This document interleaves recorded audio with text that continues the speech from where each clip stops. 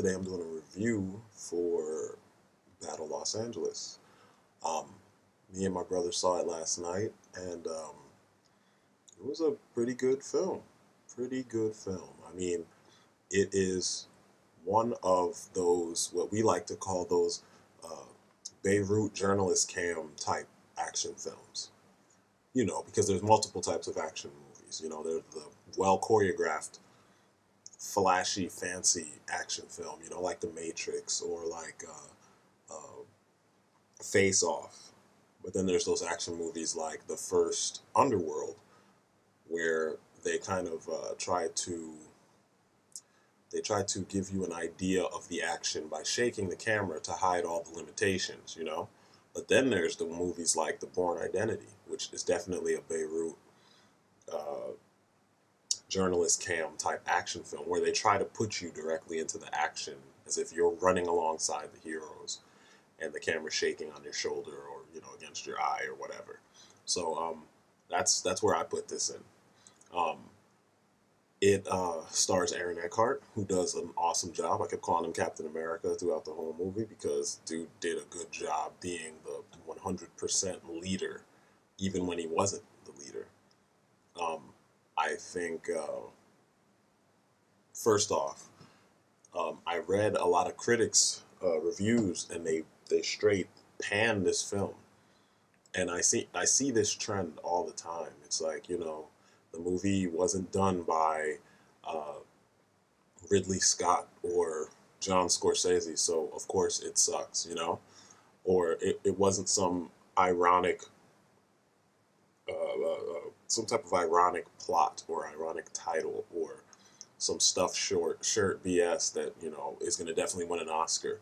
No, this movie was what movies were created for, and that's just enjoyment. It's escapism. You go in, you learn that aliens invade the world, and this is the story of one set of soldiers, Marines in general, that are trying to protect the state where they are, and or city, town, but they're the last. Supposedly, they're the last hope you know for LA, and most of Cali's taken over, and LA was all that was left.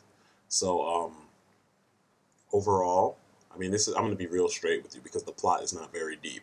The plot is aliens invade us for our natural resources, the resource that they want, water. Everything they use runs on water. It's like you see they've got filtration systems interwoven into their bodies. They've got their vehicles don't run on gas; they run on water. So it's kind of sophisticated tech in a sense because it is taking water and doing all kinds of stuff with it. On the other hand, when you see what the stuff is actually made of, it's like wow. It's like their mechs and their well, not mechs, their ships and their weapons and their armor. It's all made of like it almost looks like junk, but it's somehow really superior to what we have. So I don't know. Kudos to the designers for coming up with some interesting designs. They kind of remind me, at least their heads remind me of the Martians from Metal Slug X. I think from Metal Slug X all the way to the end of the series, they remind me of those guys. If you don't know what I'm talking about, check it out and you'll see what I'm saying. Um, anyway, the Marine Corps has to pretty much go into directly into LA and try to rescue some civilians, and then all hell breaks loose, and now they have to try and escape. Anyway, the rest of the movie is just it's like Call of Duty with aliens. Um, and I'm not a big Call of Duty fan. I'm not even a big military fan, but I like when they directors and writers show the military in a I don't know a more positive light than they often are shown because I see a lot of soldiers, or I know a lot of soldiers who they kind of blindly follow what they're told to do because they say that's what a good soldier does. But because they don't know their politics and don't understand what's going on, oftentimes they just sound ignorant because they're ready to aim their gun at somebody and they don't even know why. In this case, aliens are an easy villain, especially when they're shooting at you for no reason or little reason. So you don't think about that in this. You just think of the Marines as people. You know, they're soldiers, they're tough, but you think of them as people who are fighting for their lives and the lives of other people. And it kind of seems like what the military was, created for in the first place. And I think because it's on U.S. soil, it makes this a little bit more tense because we've never really had that kind of situation in modern times, 9/11 didn't, it spawned war overseas, not here, unless you're talking about race. But anyway, action wise, this movie was awesome. It was relentless. It seemed like every time you turn around, people were getting pinned down by fire, someone was getting shot, someone was getting blown up, something was happening to somebody, and you just don't get many opportunities to rest. When it does slow down, it slows down to a crawl, and you listen to dialogue. I've heard some reviewers say the dialogue wasn't that great. The dialogue was standard. People aren't all super cool.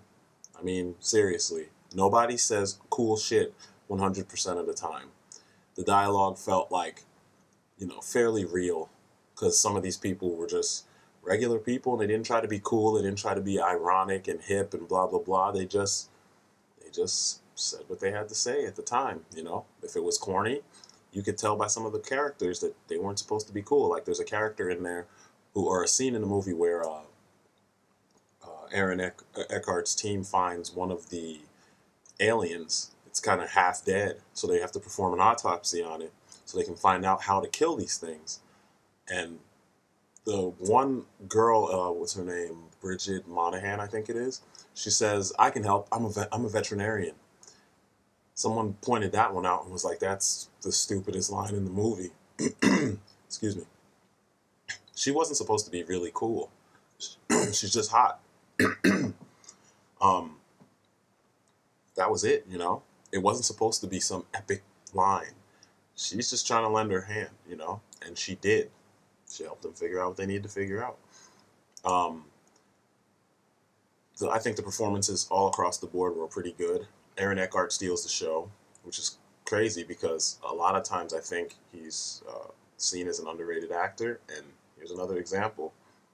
He's completely believable. You feel what he feels just by looking at him. You can tell just from little things in his eyes that he's going through some shit besides what's going on with this invasion.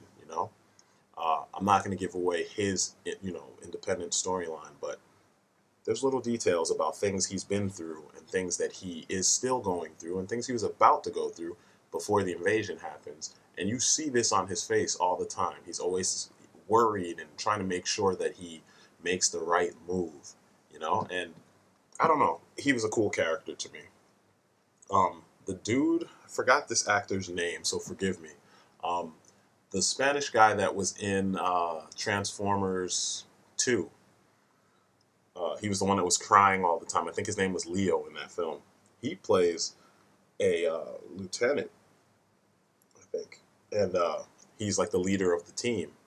And he actually does a good job allowing you to not link him with the Transformers film that he was in previously. He feels more like a separate character. This guy wasn't a punk.